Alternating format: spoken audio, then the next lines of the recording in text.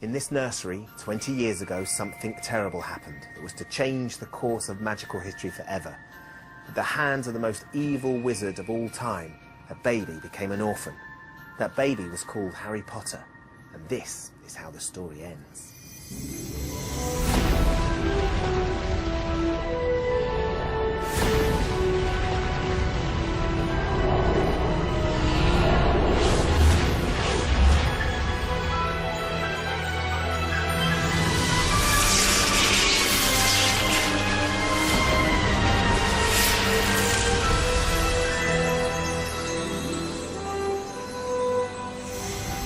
10 years ago, the Philosopher's Stone hit the big screens. It was the eagerly awaited cinematic arrival of Harry Potter, following the huge success of the books by J.K. Rowling about the young boy wizard and his battles with unimaginable evil.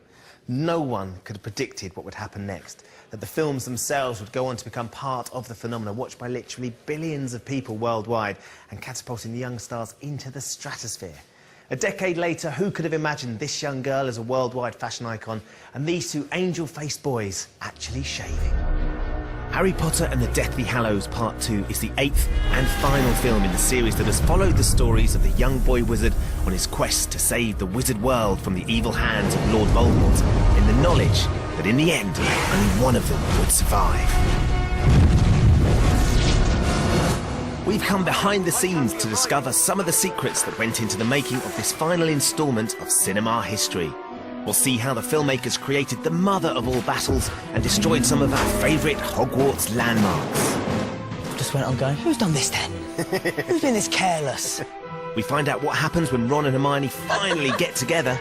The first take, just kind of leaning in, and then his face is getting closer and closer. And as we come to the end of an era, we'll hear how the film stars are feeling as this chapter of their lives comes to a breathtaking conclusion. I'll never be able to explain to anyone that I meet new that what my life has been like.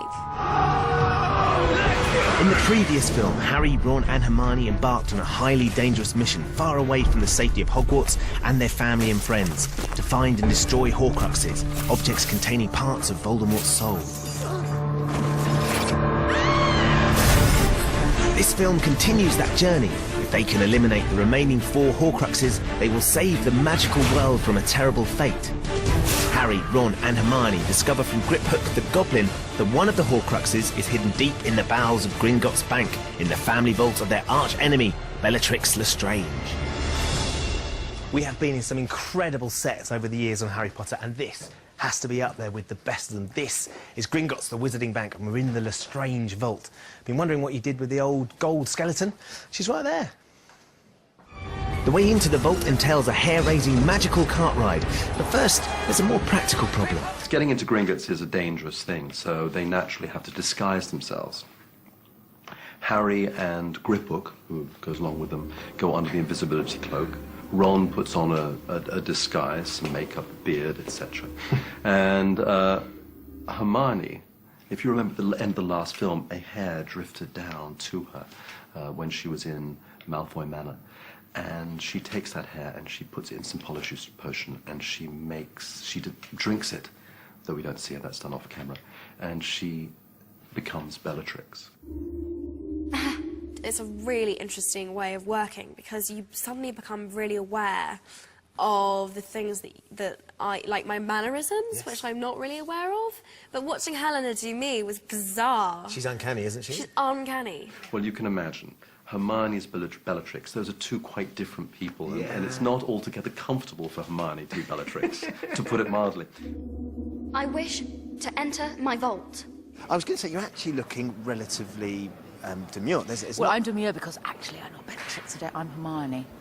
This is Hermione's version of Bellatrix. There's not enough leather for my liking. No, because, you know, she's pure. She's not, well, Emma described her because I got lots of notes. In fact, we could even see them on my text. She gave me some homework for how to play Hermione. Did she? Yeah, and she said prude, you know. We were sort of comparing the two, Bellatrix and Hermione. And when I got to play her, which is my life's dream, everyone wants to play Hermione. Why not? And it's great, also, given that I am 43, to act opposite those two, because then I now suddenly think, God, I'm 17 again. Let's see if I've got them on my... OK, Emma, thank you for being so sweet. Aww. 81. Definitely, I just really appreciated... Oh, she's so nice to me. Hang on. Hang on. We are. Okay, then I asked for some more notes, and it's funny, I don't know where it's gone. At first, it was a bit nerve-wracking, because she hasn't got, you know, a hump, Emma.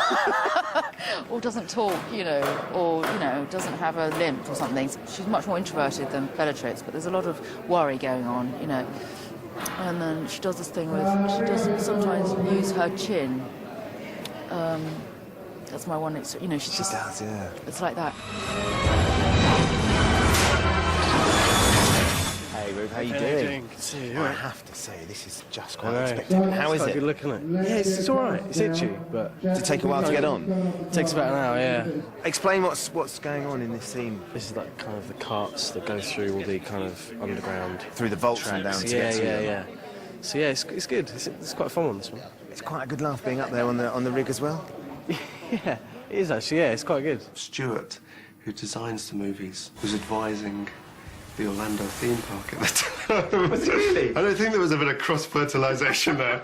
I'm sure he came back and he said, and the car kind of does that and then it goes around here. And I said, Stuart, this sounds great, but this is like a theme park ride. What was that, Grip Hook?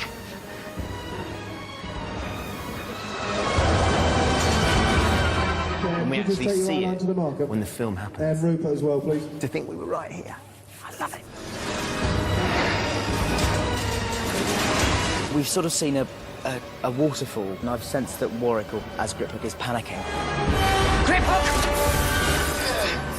And so we're just sort of desperately trying to work out why he is panicking, and as it turns out, it's because the waterfall, which we then go under, is something that removes all enchantments, so that Helena then goes back to looking like Emma.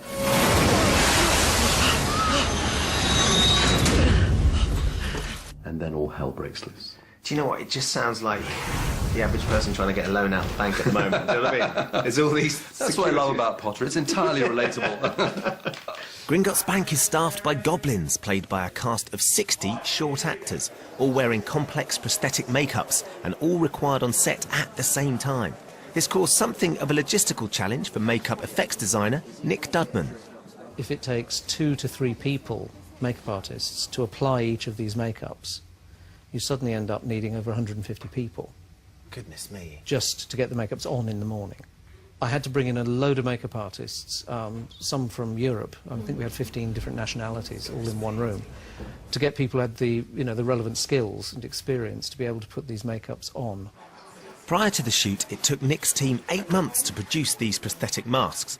Each was made specifically for the actor wearing it. And can you believe that every single hair was individually threaded?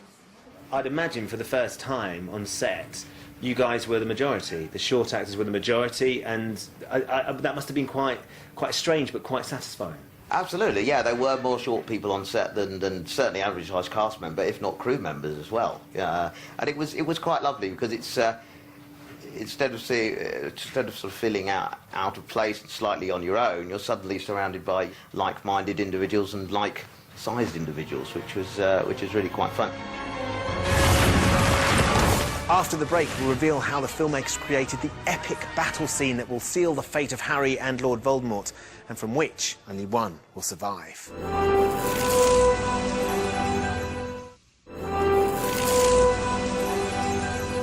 Harry Potter and the Deathly Hallows Part 2 is primarily a war film. The gloves are well and truly off. This is an every man, woman and child fight to the death, and believe me, there is a lot of death. But it all comes to a head here, at Hogwarts, a sanctuary for generations of witches and wizards. One of the best kept secrets about Harry Potter is that Hogwarts doesn't actually exist. Bits of it have been filmed all over Britain, in Durham, in York, in Alnwick, and parts of it have been created as sets here at Leavesden Studios. They've taken their inspiration from buildings all over the world. But you do get to see the whole Hogwarts every now and again in the film, which I always